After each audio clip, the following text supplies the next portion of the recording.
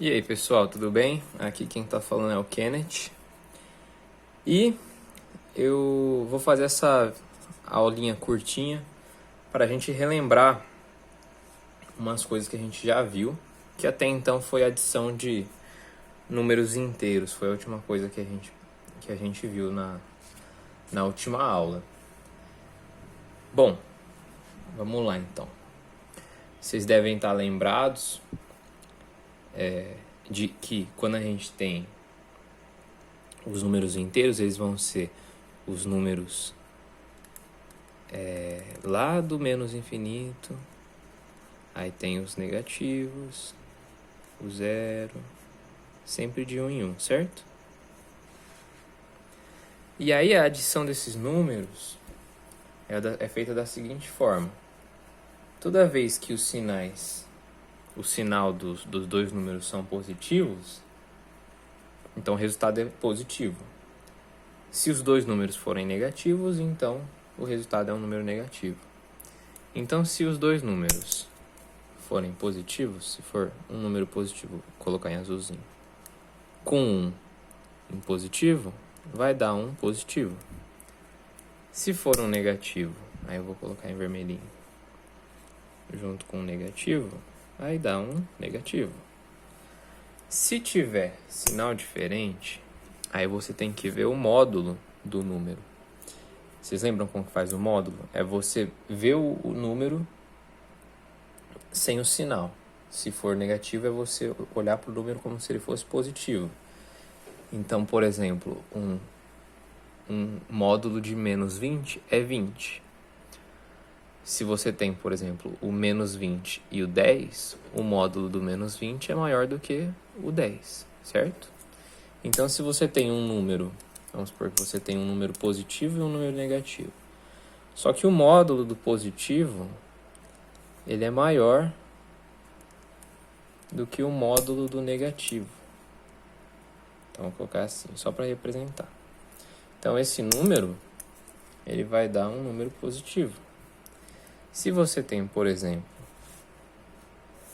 um número positivo pequenininho e um negativo cujo módulo seja maior do que o número positivo, então você vai ter um resultado negativo, certo?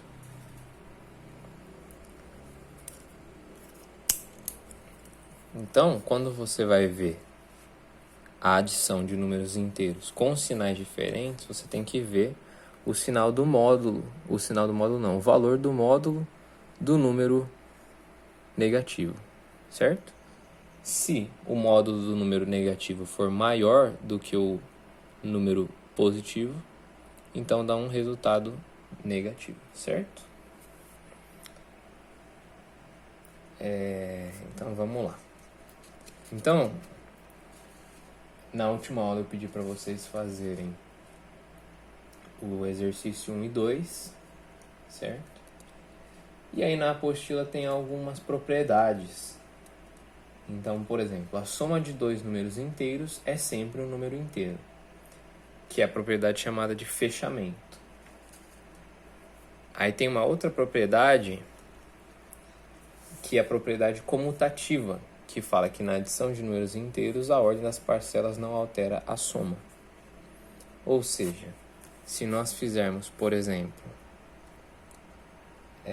mais 27 mais menos 37, que é menos 10, é a mesma coisa que nós fazermos menos 37 mais 27, certo? É a propriedade comutativa. Tem também uma outra propriedade, que é a propriedade associativa, que eu acho que ela é a propriedade que é a mais a que a gente mais vai usar. Eu acho que na verdade é a propriedade que acaba sendo a mais utilizada na hora da gente fazer as continhas. Então, por exemplo, essa propriedade que é associativa, ela fala o quê? Que na adição de números inteiros, mesmo se associarmos as partes de maneiras diferentes, a soma não se altera. Então, se você fizer, por exemplo, 1 mais 2 mais 3, você pode pegar isso aqui e dividir e falar que isso aqui é a mesma coisa que 1 mais 2 é 3. Então, 1 mais 2 mais 3 é a mesma coisa que falar que é 3 mais 3, que é 6, certo? E isso vai se aplicar também para a soma para adição dos números inteiros. Então, quando a gente tem, por exemplo, vamos supor, mais 1 mais 4 mais, essa caneta tá falhando, menos 3 mais menos 6, uma das coisas que eu acho interessante fazer é separar tudo que é número positivo e tudo que é número negativo. Então você pega esses dois que são positivos, isso daqui dá mais 5, mais esses dois que são negativos dão menos 9. Certo? E aí você faz mais 5 mais menos 9, certo? Que dá, quanto que dá? Menos 4. Essa propriedade associativa a gente vai usar bastante, porque a gente vai fazer bastante exercício de adição de números inteiros, certo?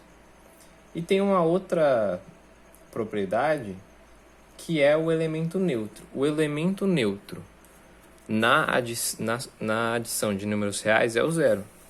Então, qualquer número que você pegar, vamos por 5, mais 5, e você adiciona o zero, vou trocar de cor, isso daqui vai dar o mais 5. Então, o zero, ele não adiciona em nada, é o que a gente chama de elemento neutro, certo? E aí, usando dessas propriedades, principalmente da propriedade associativa, eu pedi num arquivo que eu mandei para que vocês façam as atividades 3, 4 e 5. E acho que a 6 também. Agora eu não me lembro. Mas de qualquer forma, todas essas continhas que precisar fazer, é sempre bom utilizar dessas propriedades, principalmente da associativa, que fica mais fácil, certo? Então é isso aí, gente. Falou!